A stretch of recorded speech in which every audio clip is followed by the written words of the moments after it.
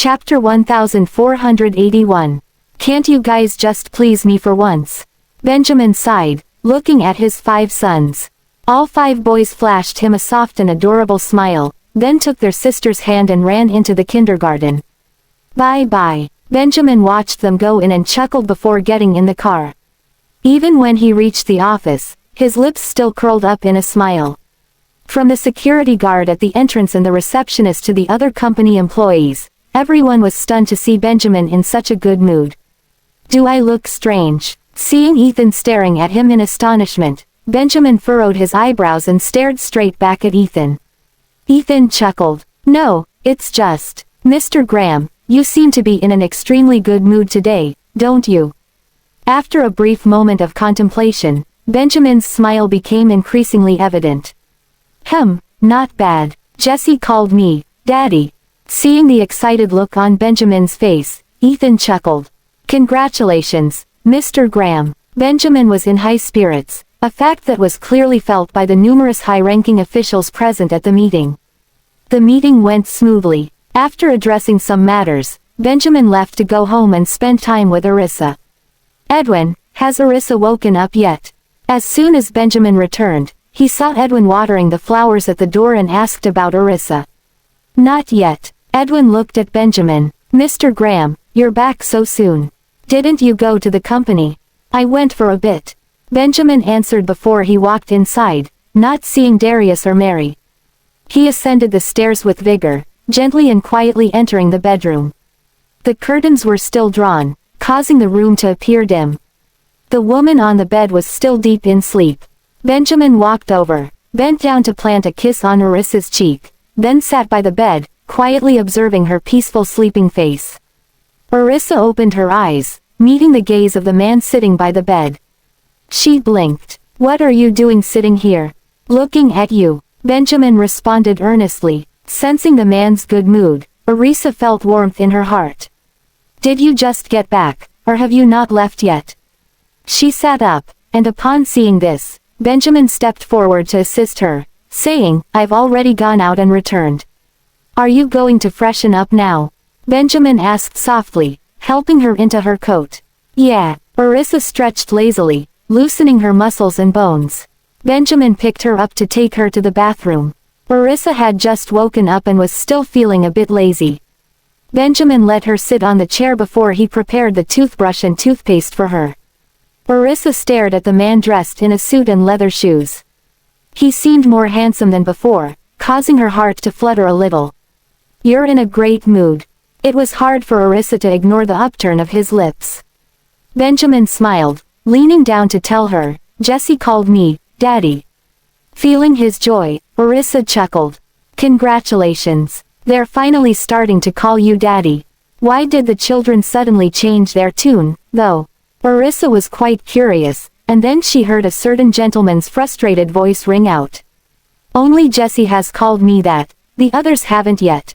At the thought of that, Benjamin frowned deeply. Arissa looked at him, laughing heartily. Why? Benjamin glanced at her, handed her the toothbrush with toothpaste already squeezed onto it, and then said, It's only because I negotiated terms with them that Jesse agreed to call me that. Who knows when the others will start to do the same. Arissa looked at him with a playful smile, teasing, You were saying before that you didn't know when they would start calling you Daddy, but didn't Jesse do so today? You need to take it slow. Don't rush things. Anyway, what terms did you discuss with them? Benjamin repeated to her what he had told the children. After listening, Arissa felt her mouth twitch a few times. It's already good enough that Jesse was willing to call him Daddy when he was the one who tricked the children into doing so. I've already given them my word, so you can't punish them now. Otherwise, I'll lose all credibility in their eyes. Benjamin warned Arissa. Chapter 1482. Arissa chuckled, lowering her head to spit out the foam in her mouth before looking at the man who had a serious expression on his face. She teasingly asked, That's a promise you made to the kids, what does it have to do with me? Benjamin stared at her in astonishment. You really intend to punish them? They only caused chaos for the York family on your behalf. Those things aren't worth much anyway, so why don't you consider it as the kids letting off some steam? If you punish them again, they won't dare to stand up for you in the future. Don't come complaining to me then, saying they don't care about their mommy. Arissa's lips twitched slightly at how he had taken the words right out of her mouth. So what do you suggest I do? Pretend I know nothing? You wouldn't have known anyway if hadn't told you. Benjamin raised an eyebrow, looking at her with an assertive gaze. Arissa chuckled. If she wanted to know, she would naturally find a way to find out. There was no need for him to tell her. I could choose not to punish them, but... She looked at the man with a mischievous smile, unable to hide her scheming expression. But what? Whatever it is, just say it. As long as I can do it, I won't hesitate, Benjamin answered defeatedly. He had negotiated terms with the children, and now it was her turn to negotiate with him. Arissa gave a small, smug smile. All you need to do is stop hovering over me all the time. Benjamin's brows instinctively furrowed. Change your terms, this one won't do. Arissa stared at him, utterly speechless. You just agreed, and now you're going back on your word. She pouted, clearly displeased with his unreliability. Benjamin chuckled, pinching her pouty lips. He cooed softly, all right, I promise you, but you can't walk too much. Arissa was delighted and nodded vigorously. I know, it's not like I've never been pregnant before. Still, you better be careful. Benjamin patted her head, wetting a towel for her to wipe her face. Arissa nodded, feeling much more at ease as long as he wasn't constantly hovering over her. She wouldn't cause any trouble once she couldn't walk anymore either. Lift your head. Benjamin gestured at her, spreading out the towel to wipe her face. Arissa tilted her head back, exposing her fair neck. Benjamin's gaze heated up as he watched her, his Adam's apple bobbing slightly. Arissa's face was currently covered, so she was unable to see the man's expression at that moment. All she felt was a ticklish sensation on her neck. She shrank back, but the very next second, she was touched again. What are you doing? That tickles. Benjamin wiped her off, removed the towel, and said in a hoarse voice, your neck isn't even as big as my arm. Arissa looked at him steadily, wondering if he was bored. All right, you can leave now. I need to use the bathroom. After Benjamin washed and hung up the towel, he instinctively moved to carry her over to the toilet seat. However, he met Arissa's smiling eyes. What did you just promise me? Benjamin withdrew his arm, standing tall and poised to the side. He lifted his chin slightly and said, all right, go ahead. Arissa was at her wit's end. She got up and walked toward the toilet, noticing the man was still staring at her. Get out and close the door, she exclaimed. After ensuring she was perfectly fine, Benjamin turned around to leave, closing the door behind him. Call me if you need anything. Got it. Benjamin walked over to the balcony, pulled back the heavy curtains, and slid open the door. Instantly, the entire bedroom was bathed in light. Edwin was conveniently watering the flowers right below their bedroom.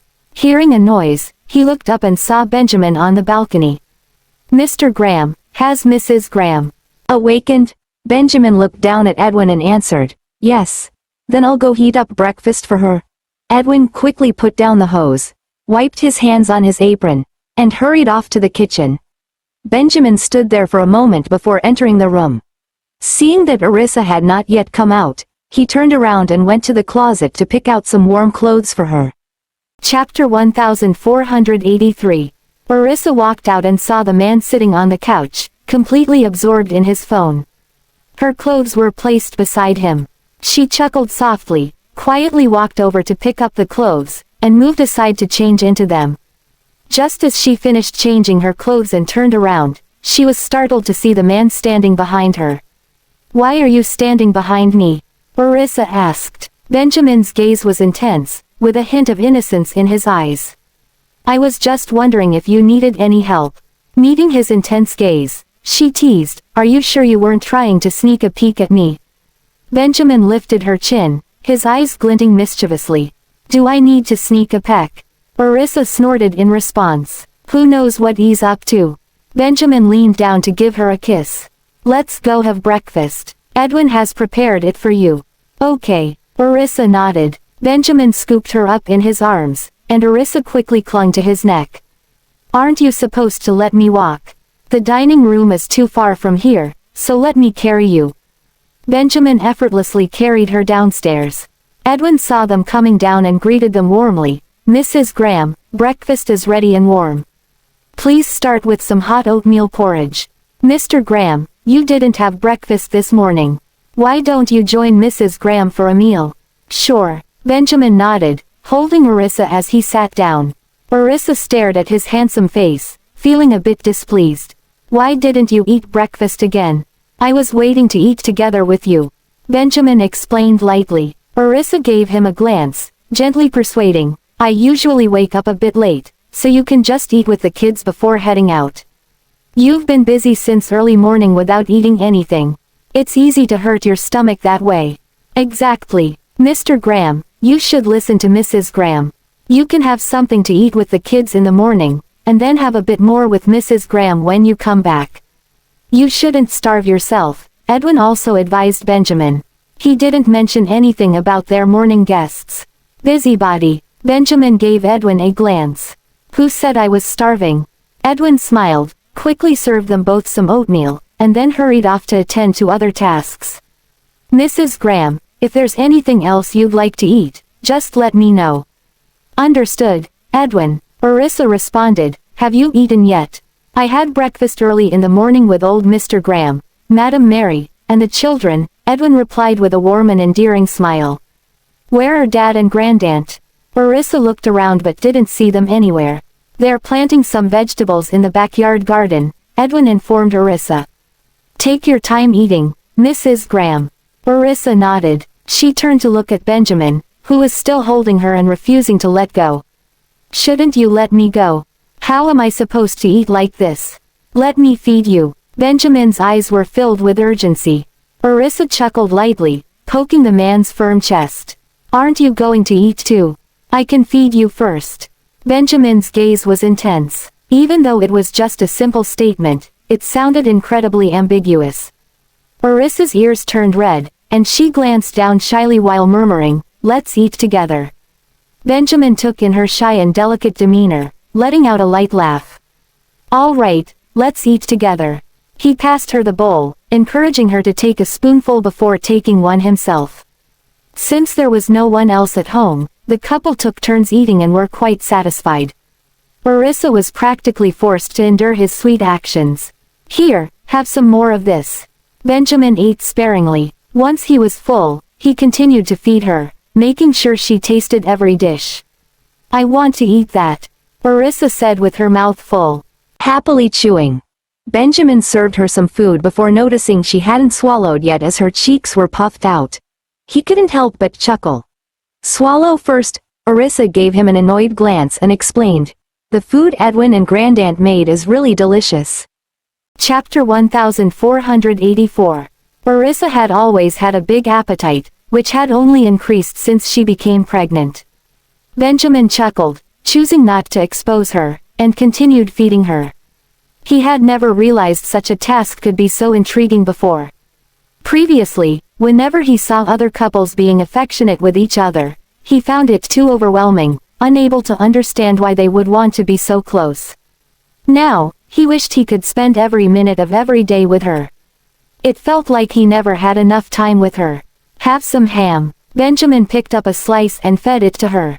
Orissa's mouth was constantly busy, and seeing that there was still quite a bit of food left, she felt she could still eat more. After devouring nearly all the dishes on the table, she finally felt satisfied. Patting her belly, she said, I feel like having some fruit. Meeting her hopeful gaze, Benjamin found himself torn between laughter and tears. He moved to set her down on a nearby chair, then got up to prepare some fruit for her. What fruit would you like to eat? Just cut up whatever you find, and then add some yogurt to it. The mere thought made Orissa's mouth water. Benjamin fetched a few of her favorite fruits from the refrigerator, cut them up into a fruit platter, and then drizzled yogurt over it. Instantly, the dish looked even more tempting, enough to make anyone's mouth water. Here you go. Benjamin brought it over and placed it in front of Orissa, handing her the long-handled spoon. Orissa started eating again, nodding in satisfaction as she ate. This is so appetizing. Delicious. Benjamin chuckled at how she was eating nonstop and simply sat down to watch her enjoy her meal. Go on with your work. Orissa looked up at the man, gave the order, and then buried her head back in her meal. I'll go later, Benjamin said, his eyes filled with amusement as he watched her. To him, watching her eat was even more interesting than work. Orissa looked a bit embarrassed. Do you want some? She scooped up a spoonful and passed it over as a polite gesture. To her surprise, Benjamin actually ate it, bowing his head to take a bite. Seeing the man's lips smeared white with the yogurt, Orissa couldn't help but giggle. She raised her hand to wipe it off for him. It's all over your mouth. Suddenly, Benjamin grabbed her hand, placing her fingers in his mouth and licking off the yogurt that was on them. A tingling sensation instantly surged from her arm to her brain, then began to spread throughout her body. Orissa's face flushed, and even her ears were red. She glared at the man, embarrassed. That's unhygienic. Benjamin arched his eyebrows, replying in his deep voice, I don't mind. Orissa smiled, attempting to pull back her hand, but he held it tightly. Benjamin took a tissue and gently wiped her fingers clean. Only then did he let go of her hand. Take your time and enjoy your meal. Orissa responded, continuing to eat her fruit. Benjamin tidied up the empty dishes and took them to the sink. Darling, I feel like having ice cream. The voice was soft, carrying a hint of playfulness, causing Benjamin's heart to flutter. He almost gave in to her request. No, Orissa looked at him eagerly, her mouth watering as she licked the yogurt at the corner of her lips. Just a small one. No way, Benjamin replied sternly. You've only just recovered, and you're already thinking about having something cold. If you keep insisting, you won't even get to eat spicy food. Orissa was left speechless. She pouted, forcing herself to suppress her cravings. She gently rubbed her belly, whispering softly, Little ones, it's not that I don't want to feed you. It's your daddy who won't let us eat ice cream. Once you're born, I'll treat you all to some. Okay. Upon hearing her grumbling, Benjamin was left both amused and exasperated. Do you not like eating yogurt anymore? He walked over, propping one hand on the dining table and looking down at her with an air of superiority. Orissa gave an awkward smile, clutching the plate in fear of him taking it away. If you do, eat up quickly. Once you're done, I'll take you out to enjoy the sunshine. Benjamin's presence was overwhelming, but when she settled down, he didn't put any more pressure on her. Orissa glanced at him, not daring to make any more requests. Chapter 1485. Keegan arrived home with Beatrice and their younger son, only to discover that his elder son, Hector, had just returned from outside. When Hector walked upstairs without even greeting anyone, Keegan's expression darkened. Don't you know how to greet people anymore? Hector paused on the stairs and looked back over his shoulder. He called out in a neutral tone, Dad, didn't you go to work? Keegan felt like he was about to have a heart attack. Don't you see that your brother is injured? How can I go to work with peace of mind? Only then did Hector notice the bruises all over Michael's chubby face. He put on a shocked expression. Who had the audacity to hit my little brother? Keegan's lips tightened, but he remained silent. Hector glanced at him, then swept his gaze over Beatrice. He didn't really want to ask her. Meanwhile, Michael was nestled in Beatrice's arms, not even looking at him. Hector curled his lips. Is this question really that difficult to answer? Regardless, it wasn't his concern. Hector didn't ask any further and turned to go upstairs. Beatrice cast a displeased glance at Hector as he headed upstairs. Her expression showed her dissatisfaction. This stepson of hers had always treated her with indifference. Take good care of Mikey. I'm off to a meeting. If anything comes up, ask Hector to drive you. Can I even get him to move? Why don't you talk to him? Beatrice said, feeling somewhat aggrieved. She took the antiseptic from the side to treat her son's wounds. Keegan's brows furrowed slightly as he stood up and went upstairs to find Hector. Hector, your mom is at home with Mikey. If they need any help, keep an eye on them for me. I have to go out for a meeting. With a sarcastic smile, Hector said, my mother has been gone for a long time. At most, she's just an aunt. Keegan's face darkened as he glared at Hector. When he spoke, His voice was deep and stern. I've been married to her for so many years, and we even conceived your younger brother together. Can't you accept her yet? I simply can't bring myself to like a woman who interfered in someone else's family. Hector didn't show any respect towards Beatrice. Keegan's face became extremely grim. Regardless, she is the mother of your younger brother. It's not your place to judge my relationships. And what about you? How well do you handle your relationships? A glint flashed in Hector's eyes as he looked straight at his deeply devoted father. He chuckled. Isn't it something I learned from you? What, are you going to lecture me? Keegan felt so frustrated that he thought he would burst a blood vessel. I can't be bothered to argue with you. I'm leaving, you take good care of them at home. Hector reclined in his bed, his arms cushioning his head as he casually asked, who beat up your precious son? Do you need me to help get back at them? You better not mess around. Keegan warned him. He didn't want yet another son causing trouble for him. The children of your mother's former daughter had a conflict with Mikey at school, which is why Mikey ended up getting beaten up like that. Keegan glanced at the time, realizing he was running late. Without another word, he left. Beatrice's daughter. Hector paused for a moment before realization dawned on him. It's Arissa. Thinking of his last encounter with Arissa and Benjamin, Hector felt quite unsettled. She already has children with another man. If only things had been different back then. Hector became increasingly agitated, tossing and turning in bed without being able to fall asleep. The noise of toys being played within the hallway only added to his irritation. On yet another occasion when the toy car passed by his door, Hector got up, opened the door, and glared at Michael outside. Can you please go downstairs to play? How am I supposed to sleep with all this noise you're making here? With a pout, Michael retorted arrogantly. I just love playing upstairs. Who told you not to sleep properly at night but to sleep during the day instead? You do your sleeping. I'll do my playing. It's none of your business. With a chuckle, Hector said. You got off pretty easy with that beating, didn't you? Why didn't they hit you harder? Upon hearing Hector's words, Beatrice angrily rebuked. Hector, is that something you should say as Mikey's older brother? With his hands tucked into his pockets.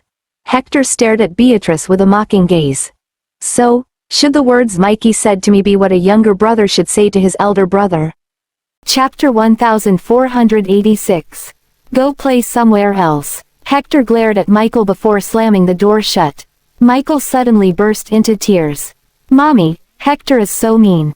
Beatrice took her son into her arms, gently patting his back to comfort him. Don't be afraid. Glancing at the closed door, Beatrice truly didn't know how to handle Hector. She quickly pulled Michael away. Mikey, let's go play downstairs. With a sullen face, Michael glanced back at Hector's room, complaining, when Daddy comes back, I'll tell him that he bullied me. Beatrice glanced at her son, wiping away the tears on his face. She simply said, your daddy is busy, so let's not bother him. I'll play with you. When Hector heard the commotion outside his room, his lips curled up in a scornful smirk. What's with her pretending to be the perfect wife and mother, huh? In less than half a day, a piece of breaking news exploded across the media outlets, claiming that Benjamin was using his power to bully others. Even the mayor had to apologize in person. Although Benjamin wasn't explicitly criticized, every word and sentence subtly suggested that he was a tyrant, oppressing many people, and even wrecking his own father-in-law's house. With pictures as evidence, the online criticism was relentless, and the comments section had completely fallen into chaos. Upon seeing this matter, Ethan instructed the public relations team to handle it promptly before he called Benjamin. Mr. Graham, have you seen the reports in the media? I've already asked the PR team to handle it. Ethan was very anxious, and at the same time, he ordered an investigation to find out who was behind all this. No need to deal with it. Benjamin remained calm and undisturbed, as if the online reports had nothing to do with him at all.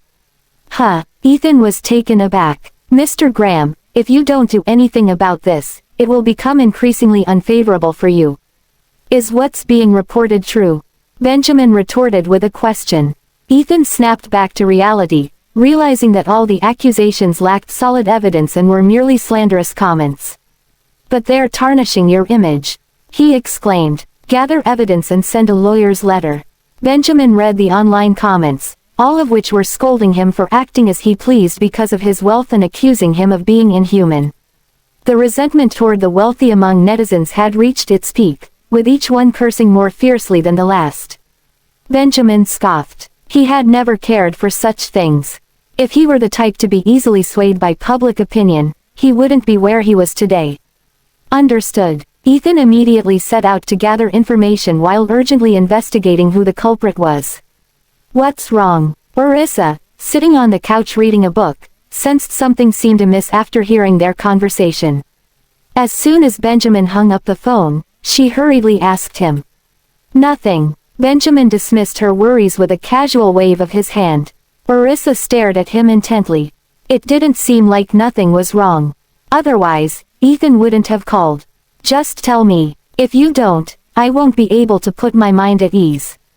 I'll keep mulling over it." Benjamin stood up and walked over, sitting down beside her. He gently patted her head. "Some people are fabricating stories online just to annoy me." Orissa's mind was quick, and she immediately thought of Keegan's son's matter.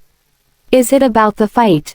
"What was said? They call me a tyrant, using my power to bully others, and even the mayor had to come to my door to apologize." Benjamin glanced at her, then mentioned how Regan's house had been wrecked. Orissa's brows furrowed tightly. All these matters had nothing to do with Benjamin. It was clear that someone was slandering him. "What does a fight between kids have to do with you? Besides, isn't it right for them to apologize?" "Hold on. They came to apologize?" Orissa realized, staring at Benjamin. Benjamin nodded. "They came in the morning, but I sent them away." Orissa was extremely frustrated. Despite them doing nothing wrong, they were maliciously slandered by others due to someone twisting the truth. It wasn't Benjamin who wrecked Regan's house. It was the kids who did it. Chapter 1487. The online uproar was escalating, with a flood of insults inundating the comments section. Every kind of harsh word could be found. Orissa's brows furrowed tightly, her expression grave. She wanted to post a message to clarify everything, but Benjamin had taken away her phone. "Let me post something to clear the air. I can't let these people continue to hurl insults. It's too unbearable to hear. Someone is instigating these people. If you explain anything now, it will only provoke them to criticize more harshly.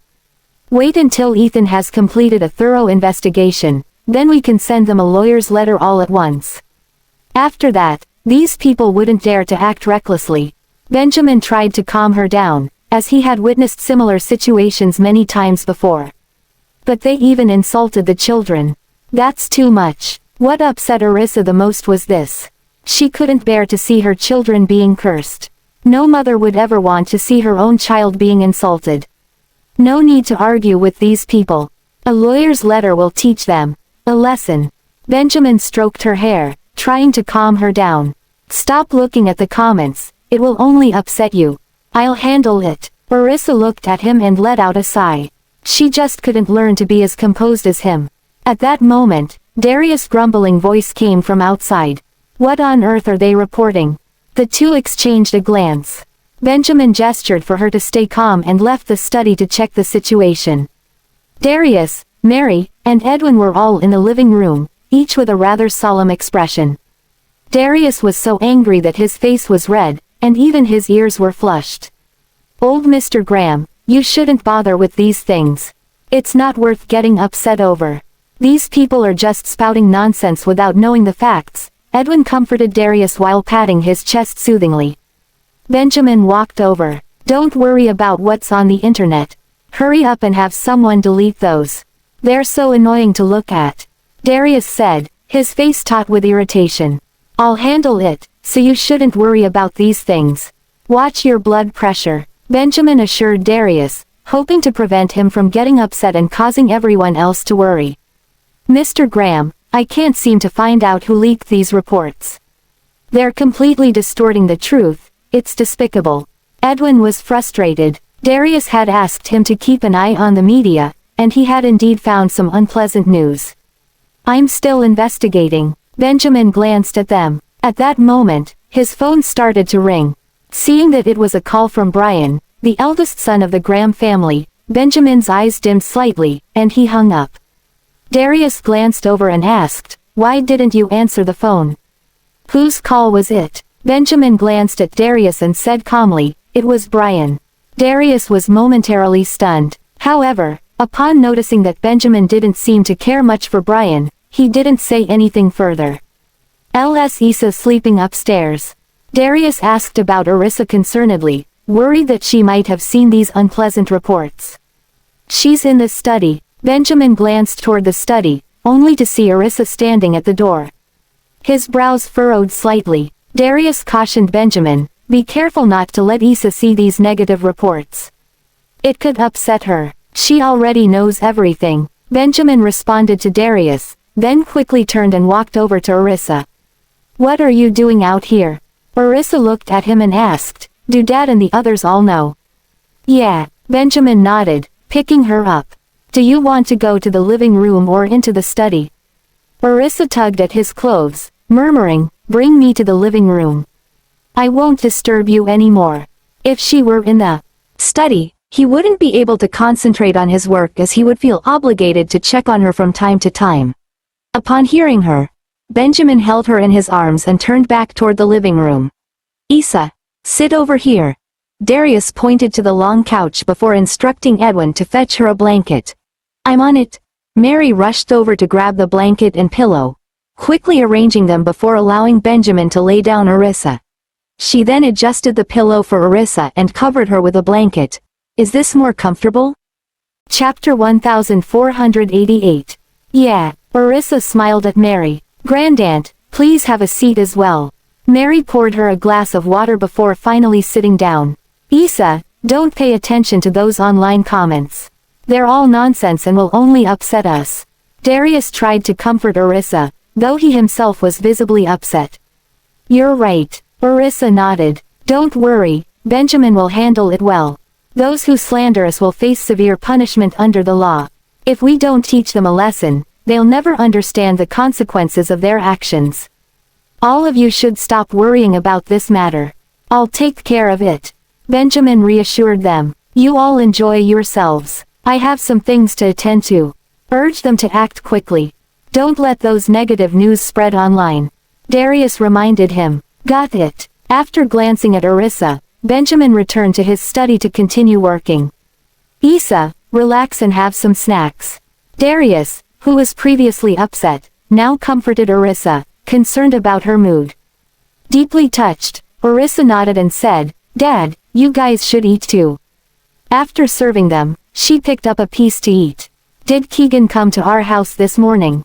"Were you all there?" "We were." They waited at the door for a while. Eventually, it was old Mr. Graham who asked Edwin to invite them in to sit. Old Mr. Graham even mentioned that you guys hadn't woken up yet, so they waited in the living room until Benjamin woke up. Mary informed Arissa about the morning's events. "Yes." Old Mr. Graham and Mr. Graham tried to send them away, but they insisted on seeing the kids and you. Edwin said with disdain. "They really have no shame. They only left after apologizing to the children. I don't know if they were sincere or just putting on a show. It hasn't been long, yet it's already been reported. Without their instigation, would the reporters have been able to report it? They even knew exactly what time the lords came here." Arissa was surprised as she didn't expect Keegan and his family to arrive so early. Once she connected the dots, it was impossible not to suspect that something fishy was going on. "Let's see how Ethan's investigation goes." Arissa knew that Benjamin had everything under control, so she wasn't too worried. However, she felt uneasy and annoyed about being manipulated, and it upset her that her family was being criticized. "Yes." Edwin nodded, also confident that Benjamin would handle it well. "If they are the ones behind all this, they will not get away with it." Darius' face darkened. What they had done was not just a blow to the reputation of the Graham family, it had seriously harmed everyone, young and old. Ethan didn't take much time to uncover the truth. There were two culprits. One was Heather, while the other was Hector. Whether it was a coincidence or if the two had privately contacted each other to team up, Ethan had yet to find out. Mr. Graham, the journalist, spilled everything once he was intimidated. He said that Heather and Hector provided him with the information separately. We haven't confirmed if they are working together yet. Should we send them a lawyer's letter now? A sinister glint flashed in Benjamin's eyes as he coldly commanded, "Do that, and don't forget to send one to every single person who fueled the fire and spread venom." Understood. Ethan immediately informed Jonathan to draft a lawyer's letter. Jonathan worked swiftly, ensuring that no one on the list provided by Ethan was left out as he promptly took them all to court. Ethan announced the lawyer's letter on the company's official Twitter account, leaving netizens dumbfounded. This unexpected turn of events shocked everyone. Those who had previously criticized Benjamin harshly were now directing their anger towards Heather and Hector. Soon, netizens uncovered the truth. Hector was none other than the eldest son of the newly appointed mayor, Keegan. The criticism became even more severe, accusing Keegan of abusing his power, distorting facts for his son's benefit, and tarnishing Benjamin's image. They all demanded his resignation. Realizing that Michael was the one at fault, not the children they had wrongly accused earlier, netizens were outraged. They tagged the authorities in their posts, demanding a thorough investigation into the matter and justice for Benjamin's family. Chapter 1489. Keegan was asked to leave his meeting for an investigation. He was completely puzzled, not understanding the reason behind it. What happened? Deep down, he felt uneasy and unsure about the investigation.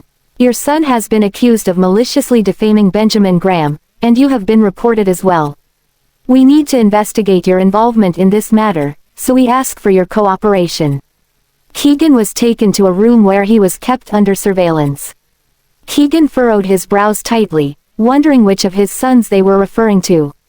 He was confined to the room but had no restrictions on contacting the outside world. Filled with confusion, he quickly called home. Upon hearing from Beatrice that Hector had caused trouble, Keegan's face darkened. The online reports are still there, so you can check them out yourself. Did they affect you in any way? Beatrice was also quite worried. In truth, she still felt wary and scared of Benjamin. It has already had an impact, but it's just an investigation. How did Hector find out about our visit to the Graham family to apologize this morning?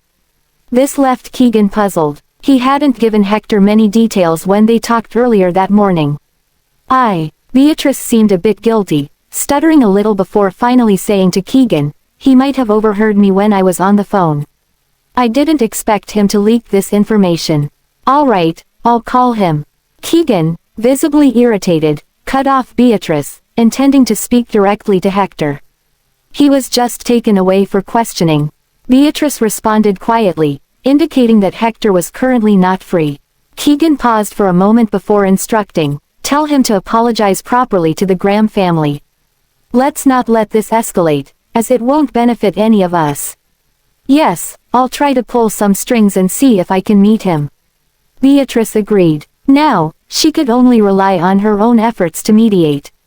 Perhaps asking Marissa for help was not too late.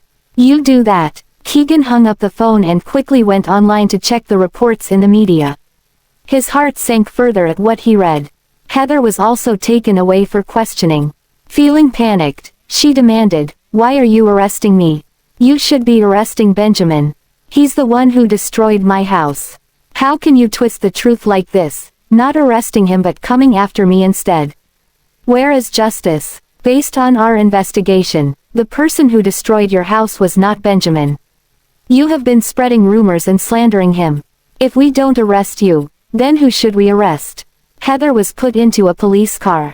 Her pleas for mercy fell on deaf ears, and in her frustration, she began to curse out loud.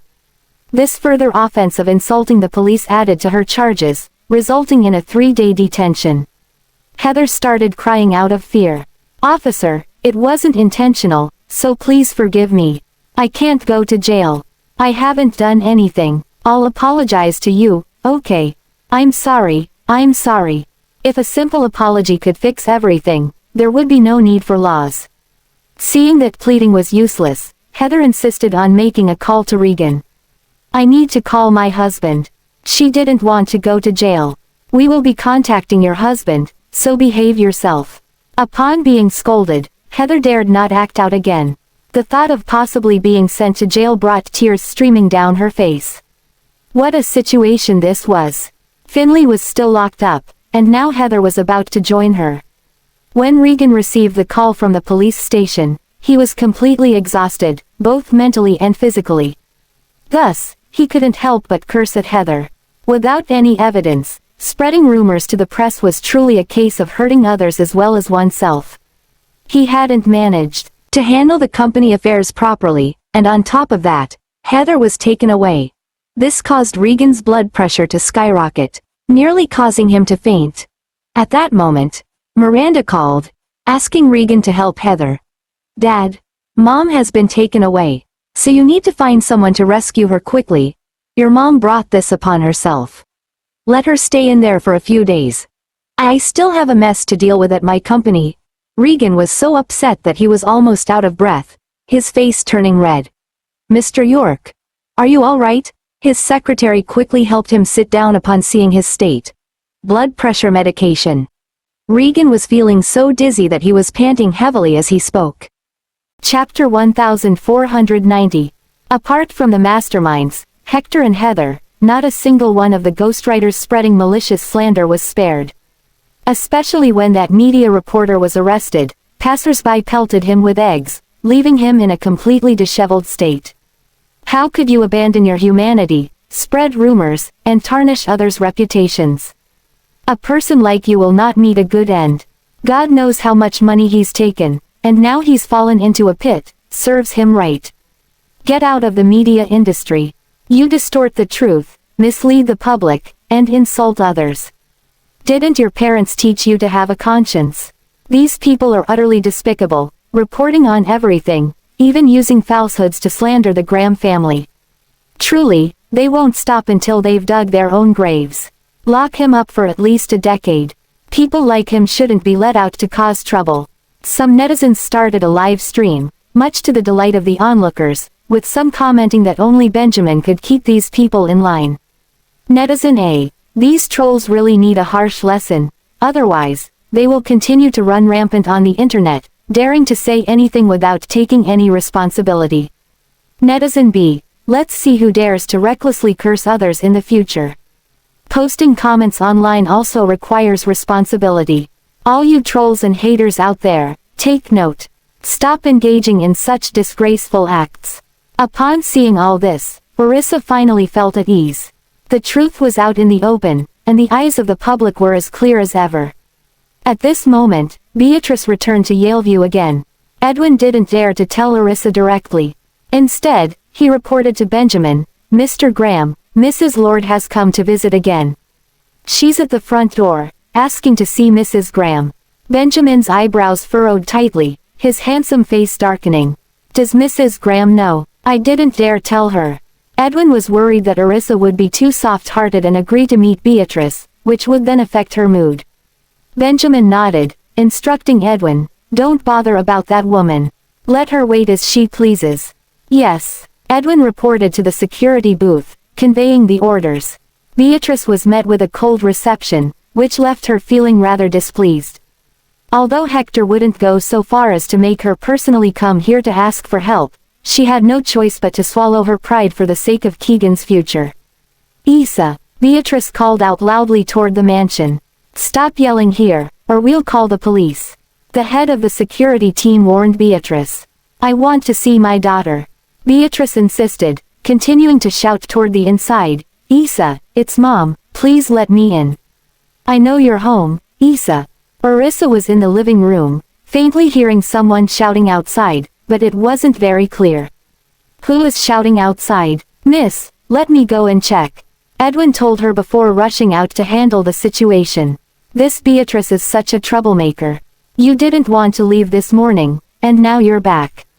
Isn't that annoying?" Edwin thought to himself. Edwin arrived at the main gate, glaring at Beatrice with a displeased expression. "Mrs. Lord, please return home. Mrs. Graham will not meet with you. Please refrain from disturbing her by coming here. I want to see my daughter." Beatrice was filled with frustration. She had been calling out for Orissa for quite some time, but there was no sign of her. Had Orissa really become so heartless that she refused to see her own mother? Please, madam, it's best if you leave. Otherwise, we'll have to call the police, and the embarrassment will be on you, Edwin made himself clear. This morning, you plotted against our family. We haven't settled that score yet.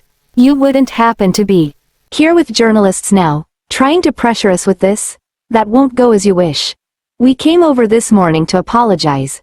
We didn't inform the reporters about those online reports. We didn't scheme against you. I'm here now to clarify. This matter has nothing to do with my husband. Beatrice hastily defended herself. She was merely on a phone call overheard by Hector. Who knew Hector would tell the reporters? At first, when Beatrice saw the online criticism of Benjamin, she felt a sense of schadenfreude. But now, she found herself cursing Hector under her breath.